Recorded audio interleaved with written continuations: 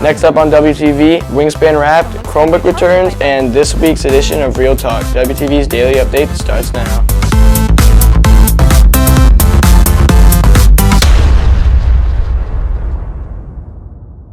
Hey there, Red Hawk Nation. Today is Friday, May 9th, and I'm Austin Phillips with today's daily update brought to you by WTV.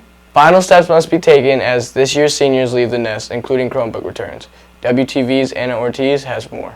Before schools can graduate, they must return their school-issued Chromebooks and their charger by Monday, and they must make sure it is in the same condition in which they received it. If a Chromebook charger is lost, a new one can be purchased or a replacement fee will be added to the student's online school fees. If these items are not returned, the student will be added to the hold list until the replacement fee is paid or the item is turned in. A student on the hold list may have their diploma held until the issue is resolved. Students taking AP tests next week who wish to use their Chromebooks must fill out this Google form, which can also be found in the May's Counselor newsletter. Reporting for WTV, I'm Anna Ortiz. Concluding their high school experience, senior grades will be due. WTV's Rayanne Nunari has the story. Since beginning of high school, seniors have endured more than a dozen progress checks, grading periods, report cards, and an unknown amount of grade checks on Hack. It feels really, really good to be done with grades. It's a weird feeling knowing that I turned in my last ever high school assignment and I won't be back here next year, but I'm excited for what the future holds, and it feels like a big weight lifted off your shoulders. But now, the end is here for seniors, as Friday is the grade cutoff for the class of 2025, with Monday being the deadline for teachers to submit final grades for seniors. Meanwhile, grades for all other grade levels are due on May 16th. Reporting for WTV, I am Rayanne Nunari. To celebrate the end of the school year, Wingspan is taking a look back at our best stories. Tune in each day to watch us count down the top 10 in no particular order. Today we take a look at when football broke their streak. 1,075 days since the last win. 29 games and 3 football seasons later, the streak was broken last night. You know, I mean, football is a really hard sport, especially when you're not winning. And so I think once again this kind of speaks to how important the win was last night, because it had been 1,075 days since we'd won a football game.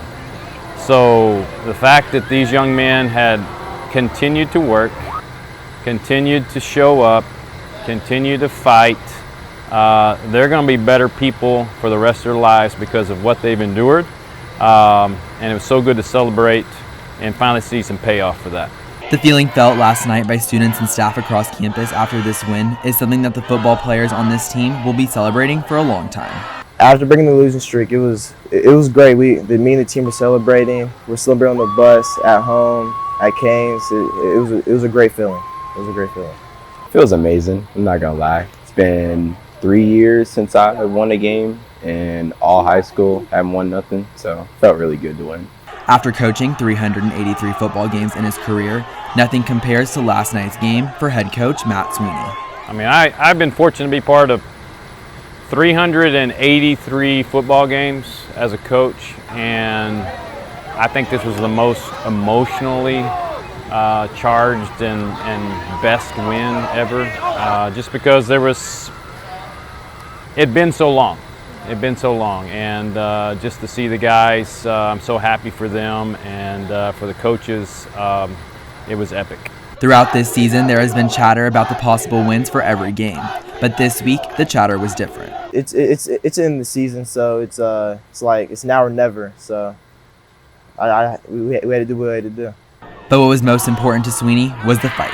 Yeah, I mean, I think ultimately it teaches us all, if you just keep fighting the fight, good things happen eventually, and you don't know when it is, but if it'll come maybe when you're least expecting it. On this week's edition of Real Talk, WTV's Natalia Soto asked students about Teacher Appreciation Week. Hey there, Redhawks. It's Natalia Soto with another edition of Real Talk, and today I'll be asking students about Teacher Appreciation Week. Who's your favorite teacher? Probably Coach there, the girl one. Miss Ashley. Mr. Rotan. My favorite teacher is probably Mr. Sumter. What makes them your favorite teacher? He's a good teacher. He's fun. She's my favorite teacher because she's very nice. She just makes health fun, and it's always like a pleasure or a joy to be in her class and learn about health. He's just really nice, and he lets us do whatever we want in class, but he also teaches us really nicely. Do you think it's important to celebrate your teachers? Yeah, I feel like they don't get talked about enough, so it's always nice to just appreciate them and tell them they do a good job. Yeah, I mean, they can appreciate it, so. Yes, of course. It is very important. Okay. Yes, because obviously they don't earn a lot, and they just spend their lifetime teaching kids, and I've seen most kids not be appreciative of their teachers that they chose this pathway. Reporting for WTV, I'm Natalia Soto. If you're looking for more from Wingspan, you can follow us at Liberty Wingspan on X, Instagram, and Facebook, or visit our award-winning website, libertywingspan.com. That's it for today's Daily Update. This is Austin Phillips for Wingspan TV.